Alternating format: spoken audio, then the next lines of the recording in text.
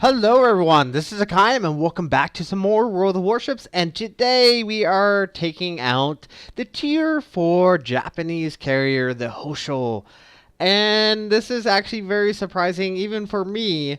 I have once again a CV. Yeah, I'm rather shocked that I went back and have started playing carrier.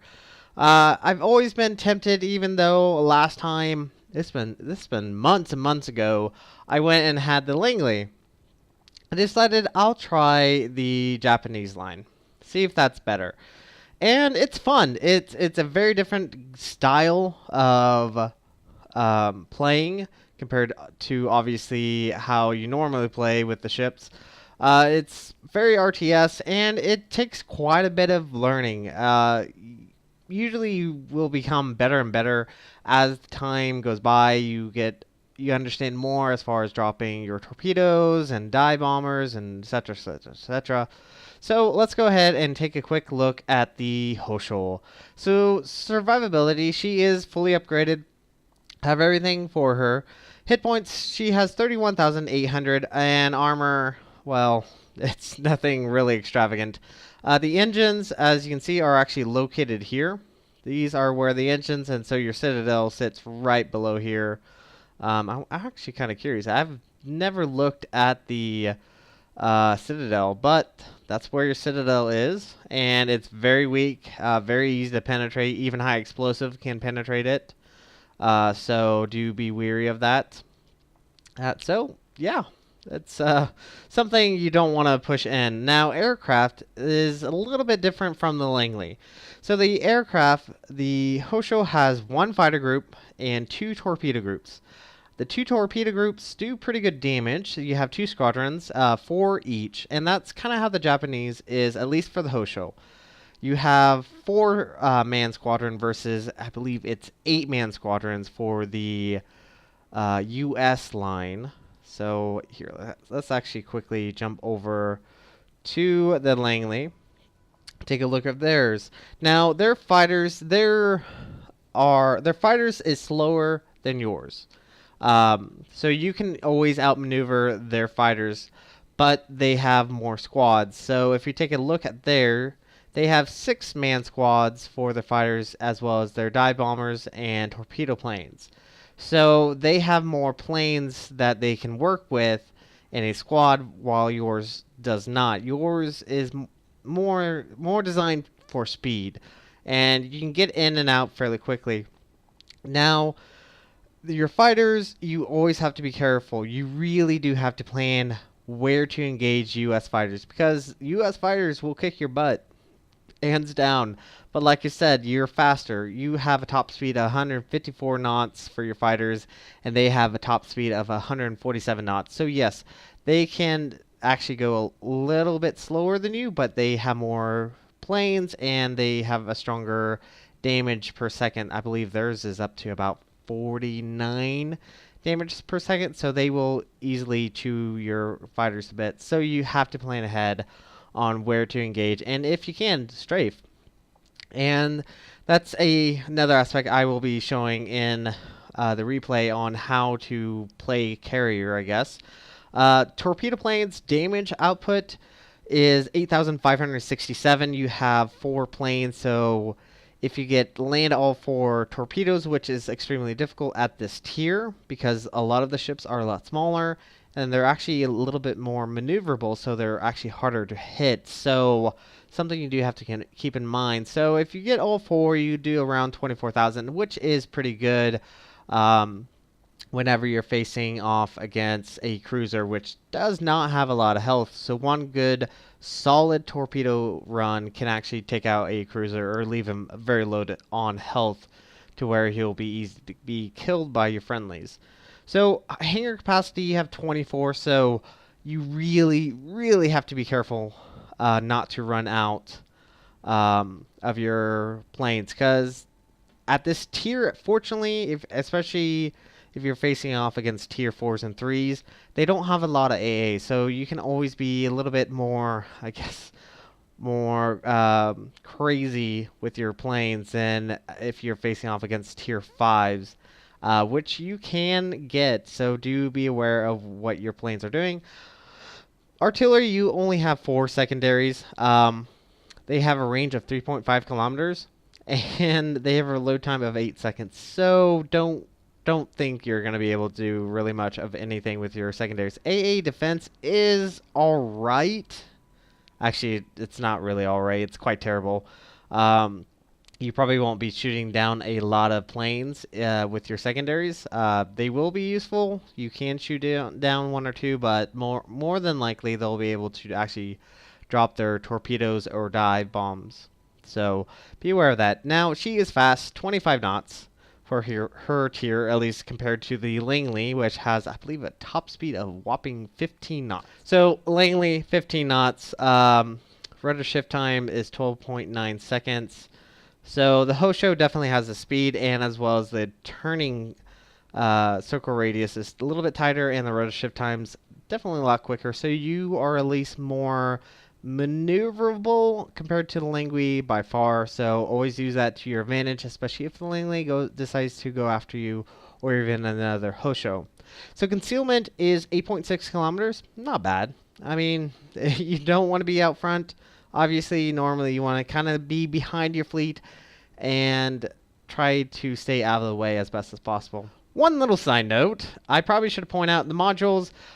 Go for Air Groups Modification 1. You get 10% to average damage per second on your aircraft guns. And then obviously go for Damcom System Mod 1. That's usually what I would recommend. So, see you there. Alright everyone, welcome back to a replay with the Hosho, and we are playing on the New Dawn map, one of the older maps, one of my more favorite maps. So let's take a quick look at the team. There is a Hosho, 2 Wyomings, 2 Kaisers, a Miyogi, Omaha, Emerald, Kirov, Kuma, and 2 Isakazes on our team, while the enemy team has a Langley, Wyoming, 3 Kaisers, Miyogi, 2 Omahas, Kirov, Dane, and 2 Clemsons. So first off, right here, right now, I am not a master at carrier. So you probably will see me making mistakes in this game, but I'm still learning, so do forgive me when you do see me make mistakes. Now, in this early map, in this early part of the game, I decide I'm going to try to go and snipe out the enemy carrier. And I'm going to be doing this as quick as I can. And hopefully I can take over the camera. There we go. Finally have control of the camera. So that's why you see I'm currently moving my torpedo planes all the way up north. And I'm going to try to go all the way around. So this is one way to ensure that the enemy carrier does not see your planes, or even other enemy ships see your plane. If the ships see your planes, that's a dead giveaway. And I've seen it happen so many times where the enemy CV goes after your friendly CV. So always try to help out your CV whenever possible. And you see that I'm actually moving my fighter around the map. I am currently spotting where the enemy team is. I'm spotted the enemy destroyer, which makes destroyers unhappy. Trust me, I know that well. So I'm currently looking for the enemy CV's planes, and you can see I'm in chat. I'm like, I think the enemy CV is going for a snipe, which is actually kind of very beneficial because my team kind of stays around me. Now you see, I'm not staying put, and this is very, very crucial.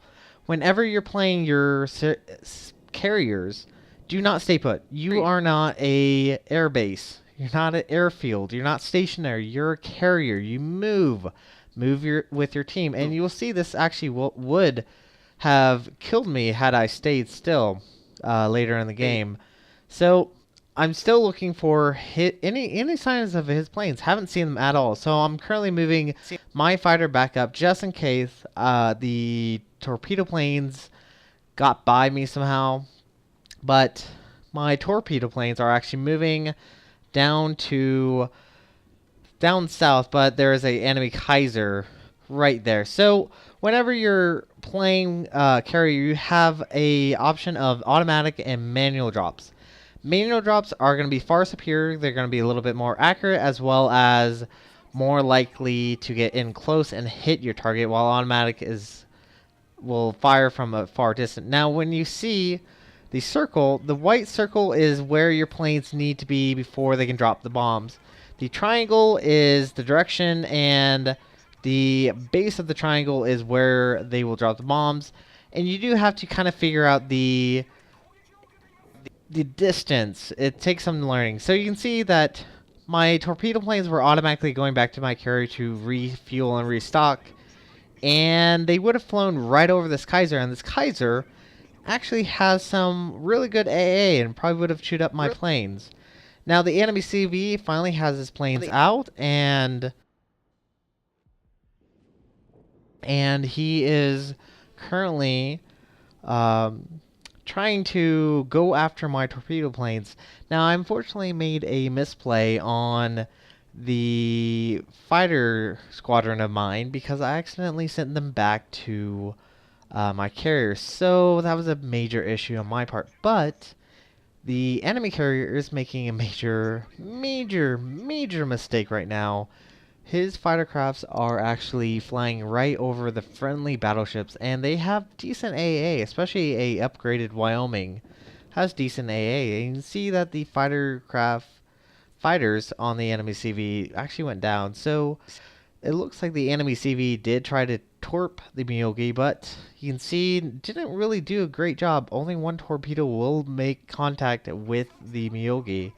So I am currently bringing my fighter over here just to spot the Clemson and also spot torpedoes. So the Miyogi has a little bit better chance as far as dodging those torpedoes. Now I'm going to go ahead and get my torpedo planes back out and possibly try to go snipe the enemy CV. Now our team's doing really well. Really good job right now. But we'll see how this goes. So I have my fighter craft. It is actually moving down. And your fighters also have a strafing ability. So if you once again press Alt, you'll see the little white dotted circle. That is where your enemy will get locked. Your fighter or your torpedo planes, for that matter, will get locked into place. And actually, once it's past that dotted line, you can't do anything about it. It's locked in place, and it will begin its attack. Now we'll see a good strafing ability right here. There is the enemy fighters, and you can see we shot down 2 planes fairly easily, which is really nice. Now you do have ammo on your fighters, so eventually they will run out of ammo, so you do have to keep track of that.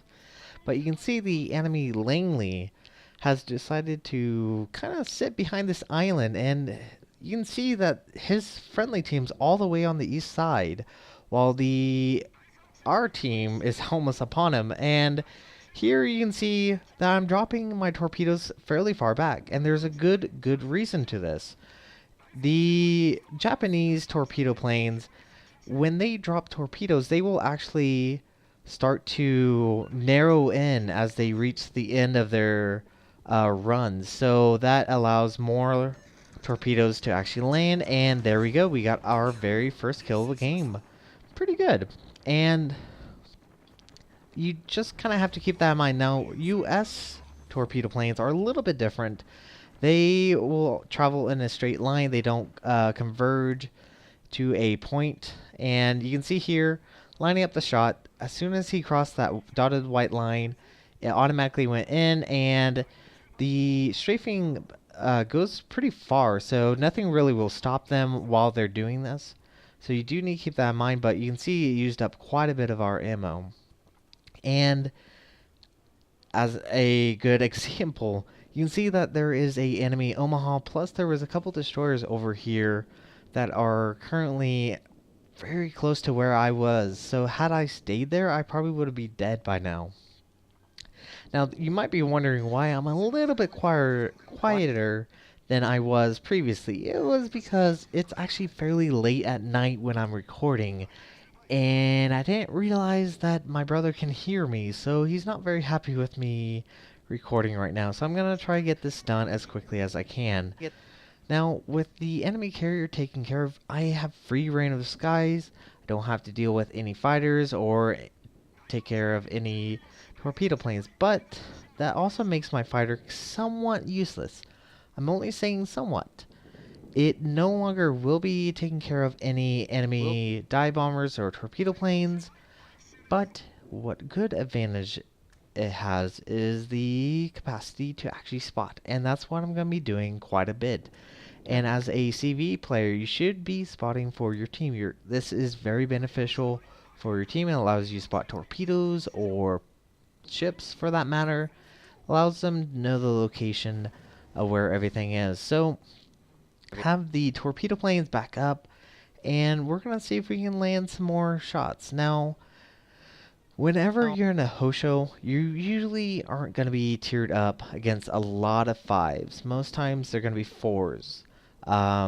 You will get those random matches where you have 5s, and you do have to be aware what ships have really good AA and what ships do not. Like, for example, the Miyogi doesn't have the greatest AA in the world. Just depending on what hull it has, as well as the Wyoming. If it has the A hull, horrible AA. But if it has the latest hull upgrade, pretty decent AA. So you just kind of have to be aware of what ships have really good AA. So we are coming in. We're going to try land a few torpedoes on this Miyogi. You can see the Miyogi actually did knock down one of our torpedo planes.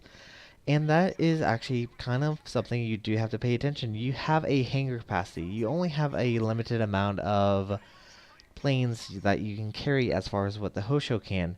So down here, right where my mouse is, you see there are 7 backup torpedo planes ready, as well as 4 fighters on standby. So you have a little bit of backup just in case you lose a few planes. As you saw there, I did lose 1 plane there, but I have plenty in ready standby. So it's not that big of a concern. But these low tiers, you don't have that large hangar capacity as, say, the Hakaym or even the Hiryu, which definitely have a far superior hangar capacity. But essentially, this match is almost over with. I'm fairly happy with this. It's still kind of early as far as the CV. The next tier will definitely be much improved, but the skies are going to go down. So this is going to be it for this episode. Thank you guys so much for watching. If you like what you saw, hit the like and subscribe button. You guys have a great and fantastic day. Zaijian.